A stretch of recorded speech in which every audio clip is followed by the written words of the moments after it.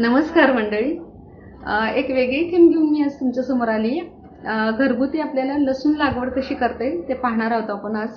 तर लसूण लागवड करत असताना ऑक्टोबर किंवा नोव्हेंबर महिन्यात लसणाची लागवड करायची, म्हणजे उत्तम दर्जाचं लसणाचं पीक येतं. तर घरी कुंडीमध्ये लसूण लागवड कशी करता येईल ते आज आपण पाहणार आहोत. चला बघूया आपण.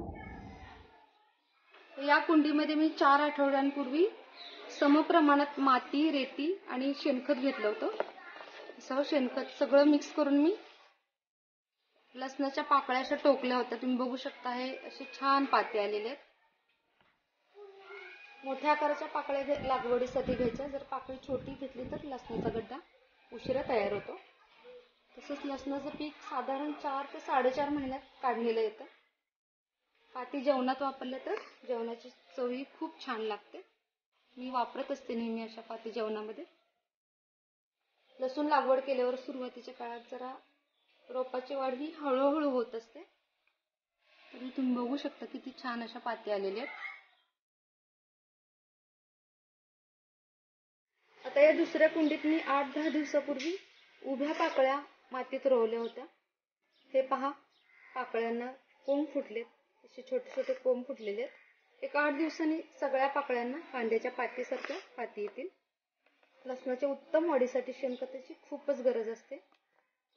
लसणाच्या लागवडीसाठी हिवाळा हा उत्तम सीझन असतो आणि जसजसा उन्हाळा वाढत जातो तसतसं लसूण तयार व्हायला सुरुवात होते.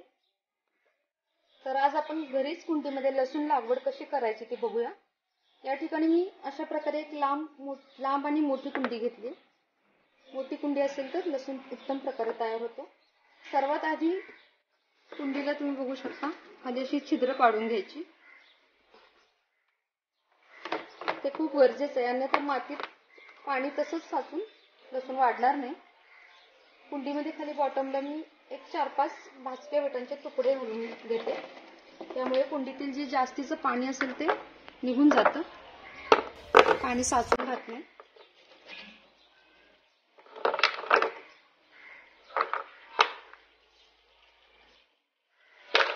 असं घालून घ्यायचं. या ठिकाणी मी 1 माप माती, 1 माप रेती आणि 1 माप शेणखत घेऊन एकत्र मिक्स करून घेतले. ते आपण कुंडीत घालूया.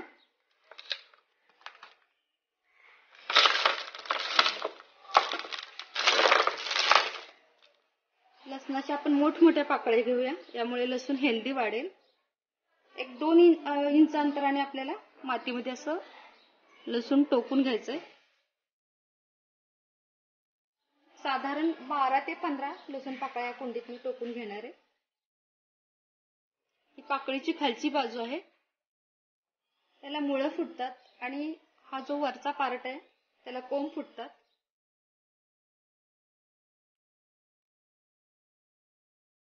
जेव्हा लसूण वाढतो आणि त्याची पानं पिवळी पडायला लागतात तेव्हा समजायचं की लसूण तयार होत आहे.